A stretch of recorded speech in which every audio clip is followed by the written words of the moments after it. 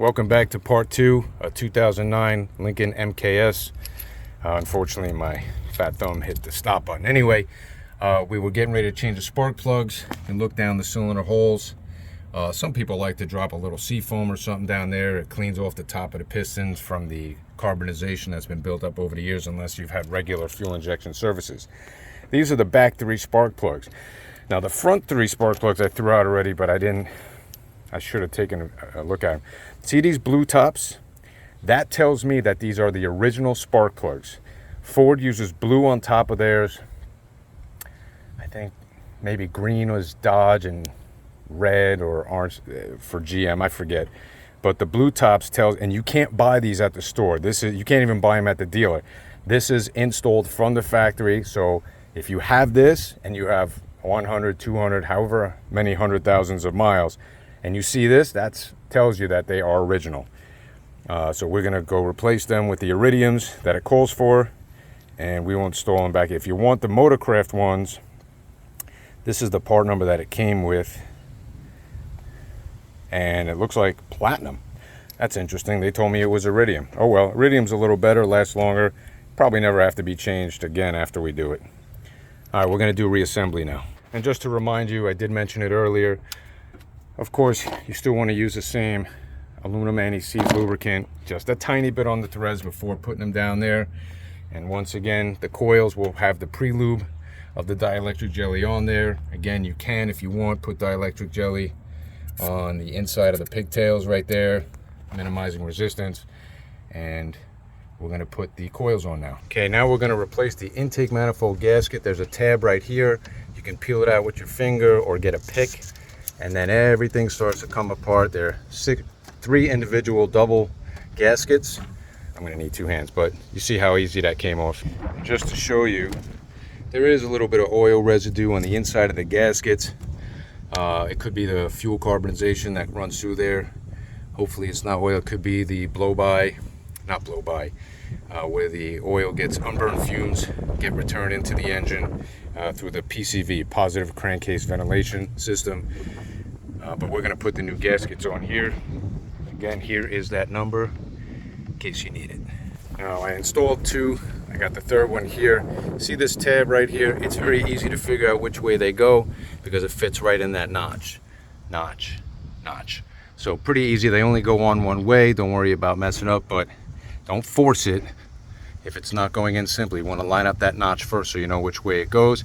You can get a rag in here. You can wipe that down. Also, when you are working, it's the best idea to put a rag down there so nothing else drops down there, because if it does, you are in a world of you know what. So I have it propped up right now, my little kickstand right there. And we're going to put in this last one here. We're going to clean that down there, wipe it down. Little brake clean on a rag, they'll do the job. And then you don't need to lube any of these, just put them in as they are. And then after you put them in, make sure you go around with your finger, make sure that everything is seated properly. Do not expect or anticipate that it's going to be seated properly once you bolt it in. Again, there's only one articulation available, and it's right here in the notch. Okay, you saw the before, now here's the after. I just sprayed a little bit of brake clean on a rag, wiped it down here. You get as much as you can. It's never going to be 100% on a 15-year-old vehicle. No need to grind this aluminum. Don't use any of those Scotch-Brite pads or anything like that. That just puts grooves in the aluminum, and then it manipulates the aluminum, and you don't get a perfect seal as we like to achieve.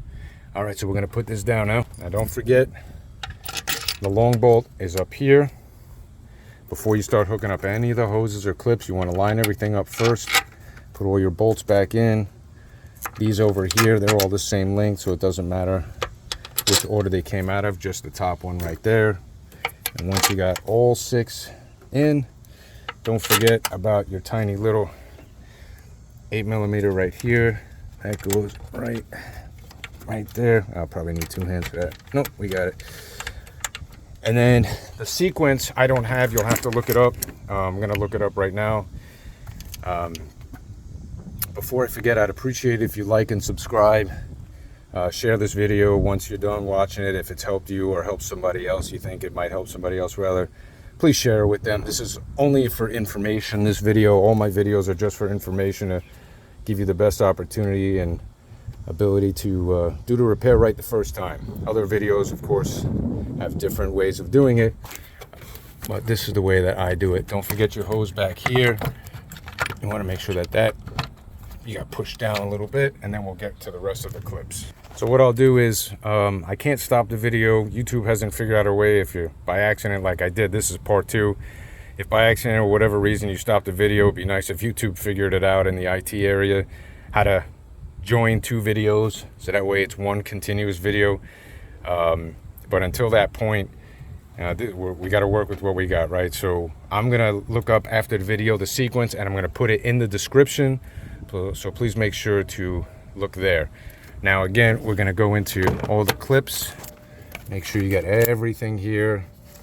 That one's there, this one's good down there. Don't forget your throttle position sensor. Okay, that's pigtailed.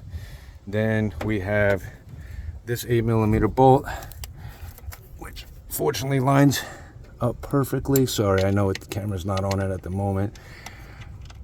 There's no room anywhere there, so there you go. That's one right there. You'll see like a brass threaded end, so that way you know where to go. And just give it a little tapping. Again, I don't recommend doing power tools unless you have many years of experience, understand the laws of pressure and force and torque. Also, I'll look up the torque specs for that, and I'll put everything in the details, in the description rather, after the video. Okay, we're almost done here. I'm just going to put everything else back together. Let's see if I'm missing anything while I got the video rolling. No, that looks good. That looks good. All right, so we're going to put the air cleaner on next. Actually, I rescind that. We got to put this back on first.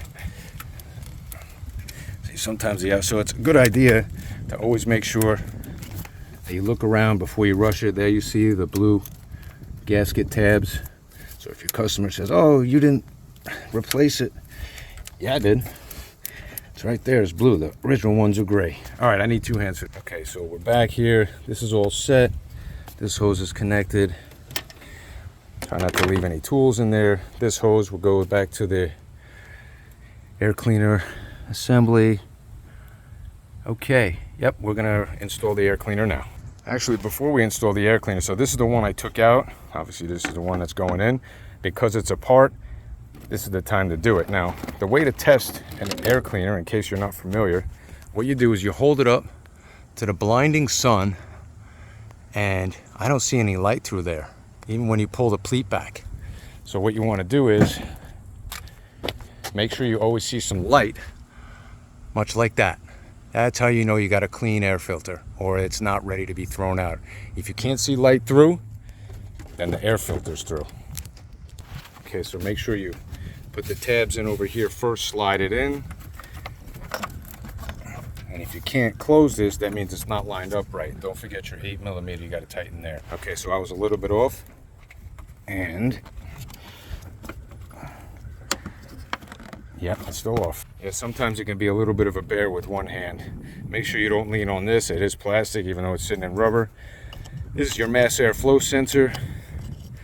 Okay, once again, you can put jelly in there if you like, but it goes right on and click. Now we got that done. Let's tighten that back there. Okay, that's tight. Now we just got to put this hose right here. It only goes one way. You have a 90 down and a 90 to the side. Obviously the side goes here and it goes click, click. That way you know it's locked in. Take off your oil cap. Lines up pretty good. You can put jelly if you want here or on this side, so that way if you have to go in and out of here often, it'll make it easier for you. But it lines up pretty much on its own when it wants to. And click, click. Close your cap. And you're done. Congratulations. You just completed replacing spark plugs and ignition coils. Again, this is a good time to go over all your connection points, hoses, clips. Make sure everything is routed properly. And before you start the vehicle, if you had a misfire code or any codes, you want to clear them out. And then it'll take a couple thousand cycles for it to detect if there is still a misfire, which means you have a different issue. Thanks so much for watching another edition of Solved. Sorry this long video went a little bit longer than I anticipated, and that it is a part 2. Hope this helped you, or you know somebody that'll help. Again, if you can subscribe, like, and follow, we greatly appreciate it. As we grow, you help us grow, and thanks so much for watching this video. We'll try to answer any questions, comments that you send us in a timely manner. Again, don't forget to check the description for all the details. I'll try to be as detailed as possible with the sequence of all the bolts and torque settings. Have a great rest of your day. Stay safe. Hasta lasagna. Don't get any on you.